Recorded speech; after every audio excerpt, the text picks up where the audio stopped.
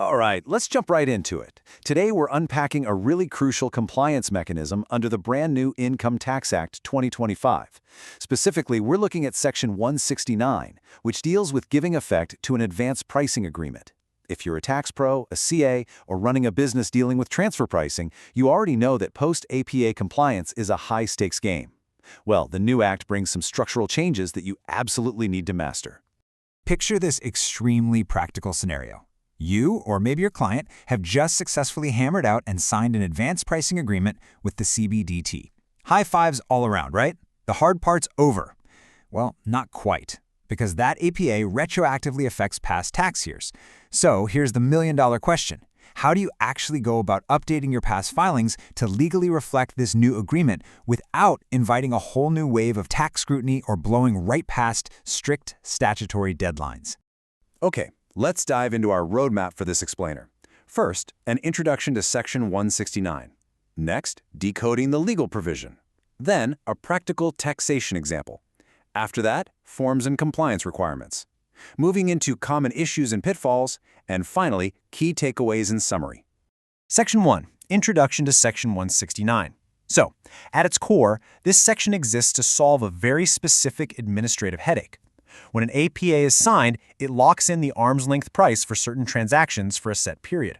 But what happens if the taxpayer has already filed their return for a year that's now covered by that APA?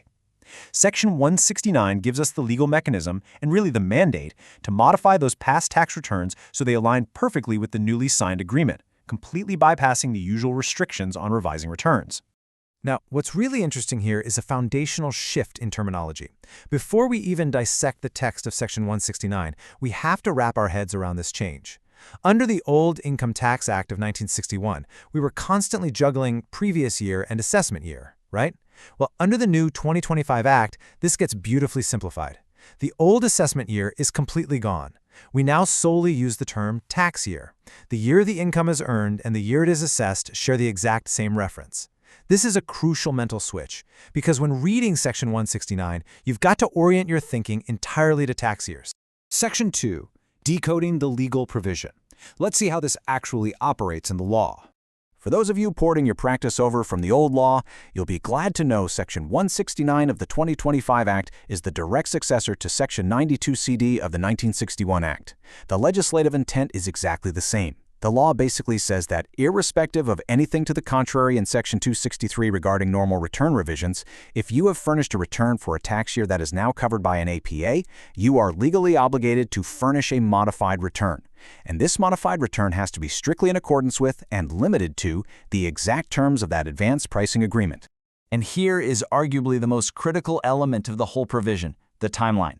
Section 169, subsection 1, imposes a very strict statutory clock. You have to furnish this modified return within 3 months. But listen closely to when that clock actually starts. It does not start on the day you sign the agreement. No, it starts from the end of the month in which the agreement was entered into. Missing this deadline is a massive compliance failure, so you really have to track this exact trigger point. Section 3. A practical taxation example. Let's move to a scenario and see how this builds in reality. Step 1. Say your client, a manufacturing firm, files its original tax return for tax year 2026-27. Step 2. Fast forward to October 15, 2028. After tons of negotiation, the company finally signs an APA with the CBDT covering that past 2026-27 tax year.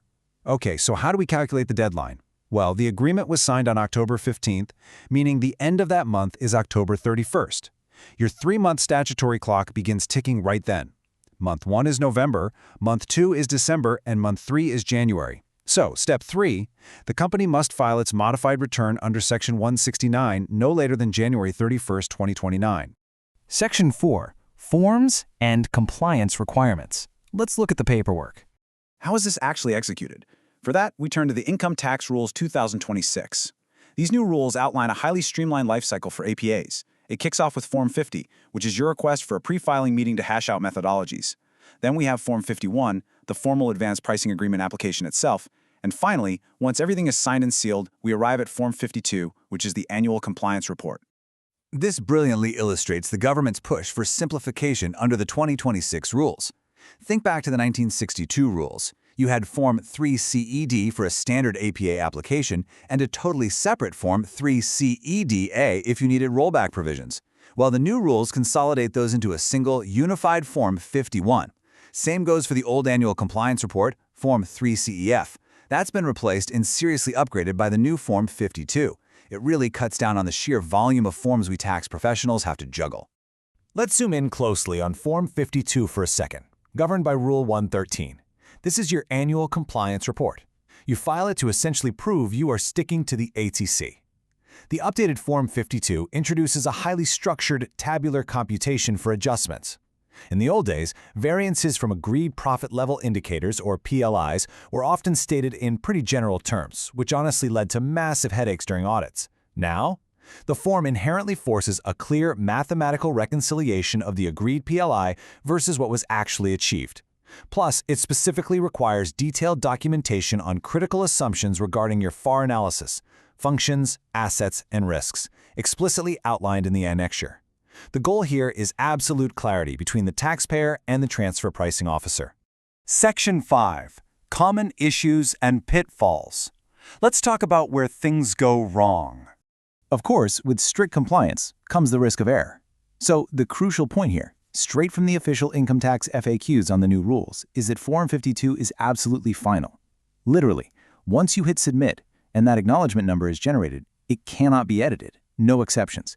There is zero revision window for a simple typo or, say, a miscalculated PLI.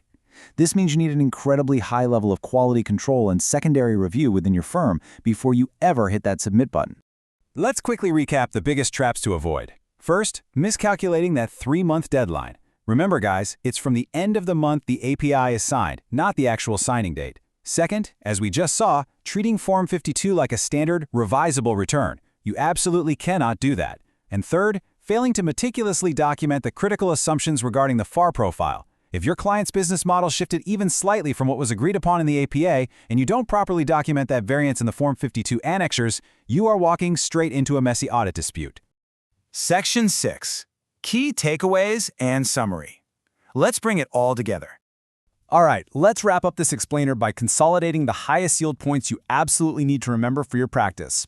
Under the Income Tax Act 2025, Section 169 is your new guiding provision for giving effect to an APA, taking the baton from the old Section 92 CD. Make sure you adjust your terminology too. We are now operating strictly on a tax year basis, not assessment year.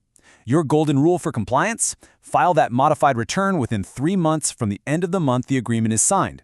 And on the form side, under the 2026 rules, Form 51 consolidates the application process, while Form 52 is your rigorous, non-editable annual compliance report that requires detailed tabular computations. I want to leave you with a quick thought to take back to your desk today. Given the strict finality of Form 52 and the really rigid timeline of Section 169, are your firm's internal tracking and workflow systems actually updated? Think about it. The moment an APA is signed, does an automatic workflow trigger to ensure that 3-month deadline is met? Do you have multiple levels of review built in before that non-editable Form 52 is submitted?